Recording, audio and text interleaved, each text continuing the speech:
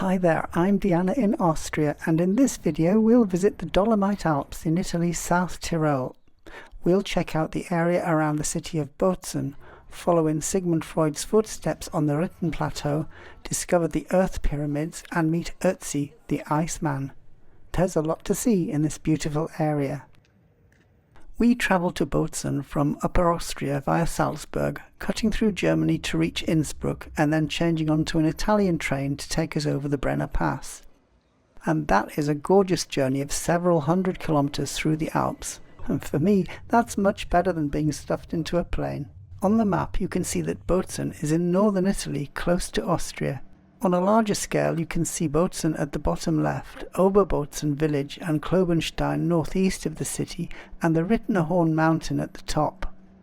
You arrive at the railway station in Bozen, still surrounded by mountains, but now they are the Dolomite Alps. By the way, in this part of Italy both Italian and German are spoken, and places have two names. Bozen is the German name, Bolzano is Italian, like on this sign. Now, we were staying for several days at a hotel high up in the village of Oberbozen, which is Sopra Bolzano in Italian, and that meant taking a cable car. Fortunately, the cable car up to the Rittner Plateau, or Renon in Italian, is only a short walk from the main railway station. The history of the Rittner cable car dates back to 1907, the Belle Epoque, when a Swiss-type rack railway was inaugurated on the Piazza Walter Square. It led visitors up to Maria Himmelfahrt village, after which the line continued on the plateau as a narrow-gauge railway to Klobenstein. The rack section of the railway closed in 1966, following the opening of a road link. The cable car link to Oberbozen then opened in 2009, and the Rittner Bahn narrow-gauge railway is still in use. More on that later. The Rittner Seilbahn, or cable car, is used by locals, including commuters, and not just by tourists. It's a fine example of public transport, whisking you up to Oberbozen at 1,221 metres above sea level in just 12 minutes.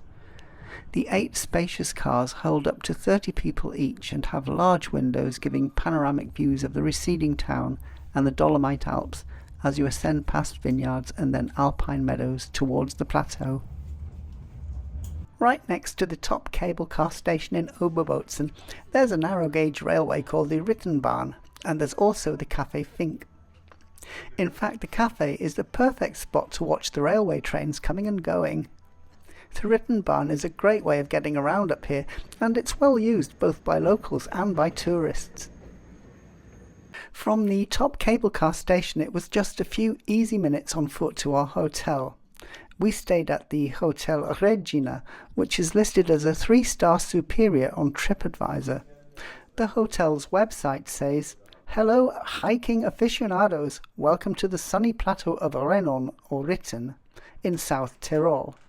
Discover and savour its breathtaking mountain scenery and a landscape filled with beauty." And actually that's no exaggeration. This is the view of the Dolomites from the balcony of our room. I'd say that's a 5-star view.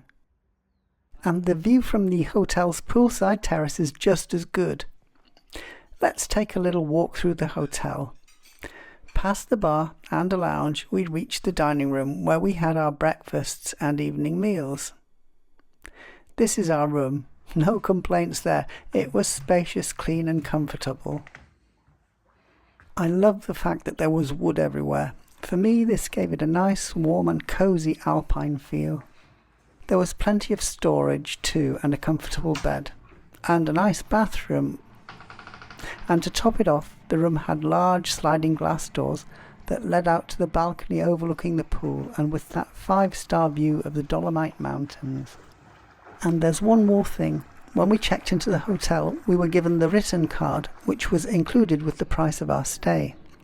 With it you get access to local public transport, including free use of cable cars, free rides on the Rittner Bahn railway, entry to museums and more. It's really very good. There are plenty of great walks and hikes up here, and they're well signposted too. We did the easy Freud promenade between Oberbozen and Klobenstein more than once because it was so nice, with ever-changing views of the Dolomite Alps.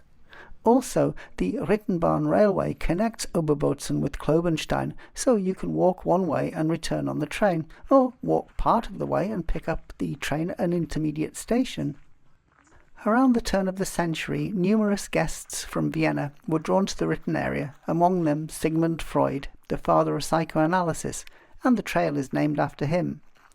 He spent his summer vacation in this area in 1911, and a few months later he also celebrated his silver wedding anniversary here. He wrote to his friend Jung saying, "Here on the Ritten it is divinely beautiful and cosy. I have discovered an inexhaustible desire to do nothing, tempered by 2 hours of reading and new things." The hiking trail is very well maintained, mostly finely gravelled, and can be walked on all year round. Just a small part is on the road. Since this hike has hardly any inclines before reaching Klobenstein, it can also be travelled with a stroller. You walk through meadows and small forest areas, passing by farms and holiday villas. Walkers repeatedly enjoy fantastic views of the Dolomites and can take a break on the benches, which have been provided with quotes from Sigmund Freud. Eventually you arrive at Klobenstein, which is the main town of the Ritten municipality. In Italian, Klobenstein is called Colalbo. As you can see, here the trail runs alongside a meadow, where we were greeted by some friendly and inquisitive horses. The route then drops down into Klobenstein, which is a pretty little town with some steep inclines. We enjoyed refreshments here at a cafe and cake shop, the Konditorei Lindner.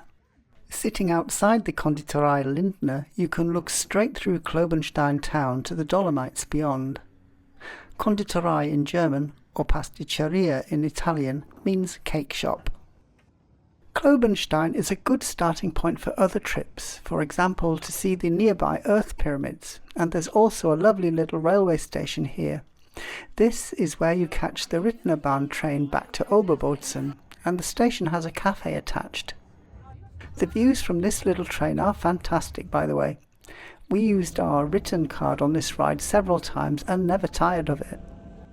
The nearby Earth Pyramids that I just mentioned are a natural landscape feature that's well worth seeing. You can walk from the Rittner Bahn railway station at Klobenstein, passing through Lengmos village, that's Longomoso in Italian, where there's a nice pond. There are more panoramic views of the Dolomites on the way. A trail built to accommodate wheelchairs and pushchairs leads from a parking area to the panoramic viewing platform in around 10 minutes. Various other points along the trail also offer an excellent view of the pyramids. There are Earth Pyramids at 3 sites located around Ritten, including a site below Oberbozen, but the Earth Pyramids at Lengmos are the most easily accessible. Earth Pyramids are sometimes called Fairy Chimneys, hoodoos, or tent rocks. They are tall, thin spires of rock formed by erosion. They typically consist of relatively soft rock topped by harder, less easily eroded stone that protects each column from the elements. A little further down the train, the covered wooden bridge, Finsterbachbrücke or Ponte sul Rio Fosco, is worth a look. On the walk back we got refreshments at the cosy Café Erdpyramiden, which has a terrace with more great views. When we walked back from the Earth Pyramids, we took a detour at the pond in Lengmos to walk around the circular Promenade Fen. There are a few slightly steep bits, but this is mostly a straightforward walk. The path opened in 1898 and offers more beautiful views. We followed the path clockwise until we arrived back at Klobenstein, where there's some uphill walking to get back to the Rittner Bahn train. There's also an easy bus link from Klobenstein's Rittner Bahn railway station to another cable car. This is the Rittner Horn or Corno del Renon cable car, and with the Ritten card you can take 1 free round trip each day on it. So up we went. You think views over the Dolomites can't get any better, then you come up here. By the way, the Dolomites were declared a UNESCO World Heritage Site in June 2009. The mountains take their name from dolomite, a carbonate rock which is in turn named after the geologist who described it. They are also sometimes called the Pale Mountains due to their light colour. If you come up here, be prepared to wrap up. After all, it is a ski resort in winter. On the other hand, we enjoyed an unseasonably warm day in October. There are easy hiking trails up here, and there are also interesting information signs posted that explain the local flora. The trail we took eventually led us back round to the cable car's top station. We didn't hike all the way up to the summit, which is at 2,260 metres. And during our hike we stopped at the Unterhornhaus restaurant, where we sat outside in very pleasant sunshine and had something to eat and drink.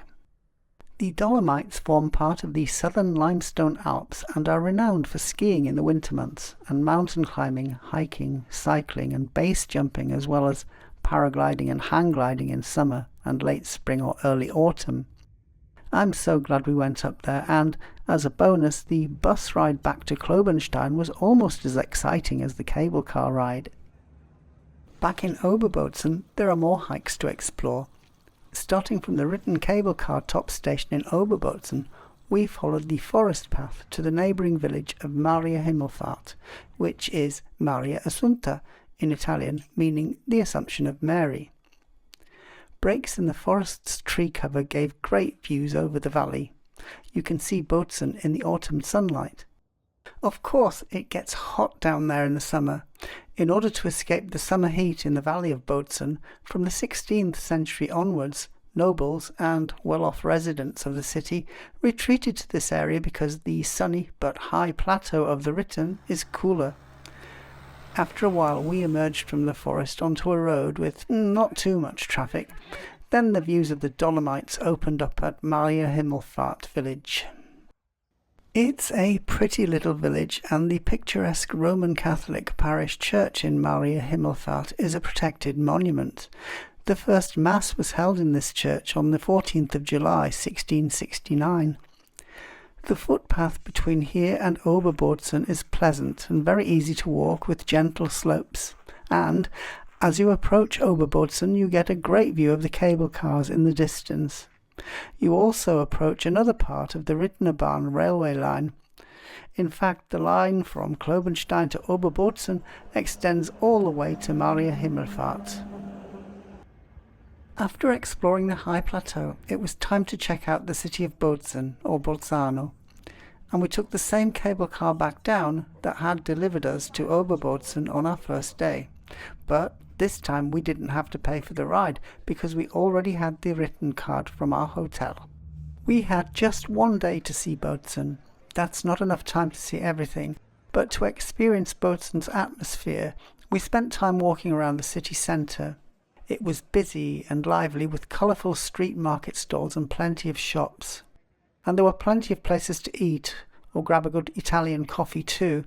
It's worth taking a few moments to look around and look up at the architecture as you explore.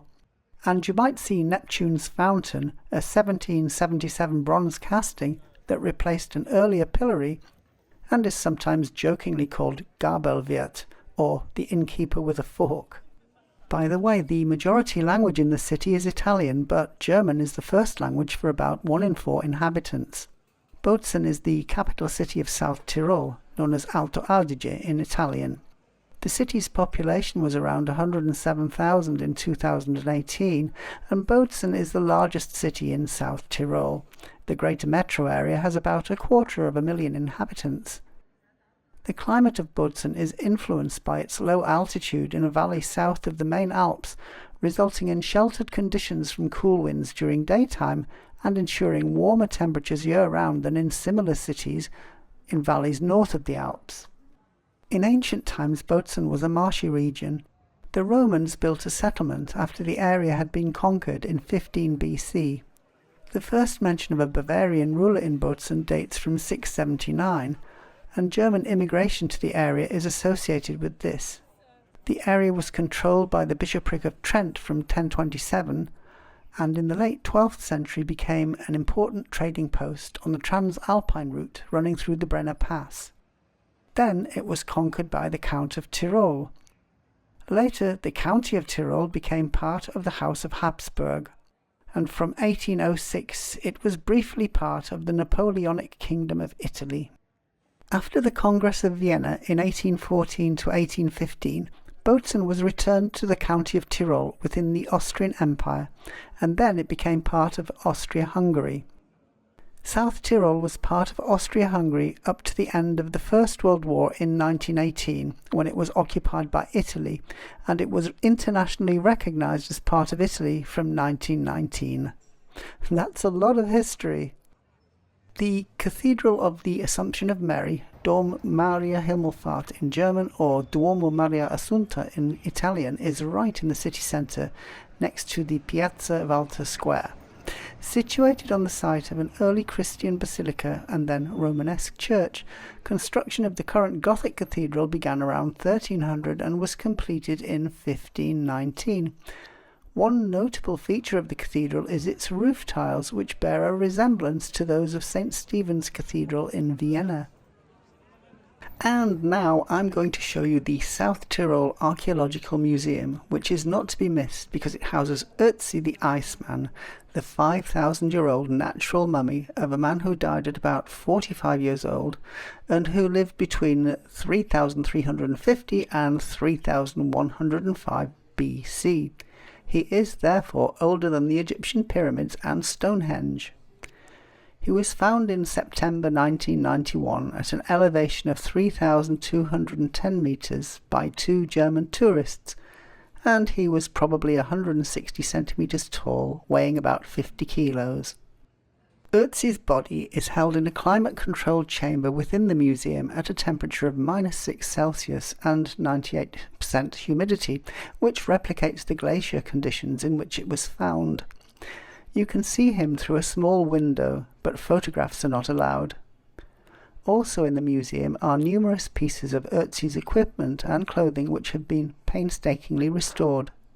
This reconstruction of Ötzi shows both his clothes and that he had tattoos on relatively light skin. However, recent analysis suggests that he had darker skin than present-day Europeans and was likely affected by baldness. Initially thought to have died from exposure, later analysis showed that Ötzi died after being shot in the back with an arrow. It hit a main artery and he probably bled to death within minutes. This could well have been murder, according to Detective Chief Inspector Horn of the Munich Police Department, whom the museum asked to investigate the ultimate cold case. But the perpetrator will, of course, never be found. So, a 5,000-year-old murder mystery, following in Sigmund Freud's footsteps, admiring the majesty of the pale mountains of the Dolomite range, checking out the Earth pyramids, exploring the bustling city of Bozen. All this made for a really memorable and enjoyable trip. I learned a lot, I saw a lot, and I fell in love with this part of Italy. It was my first time here, and I hope I'll be back. Thanks for watching. If you enjoyed this video, please like, comment and subscribe.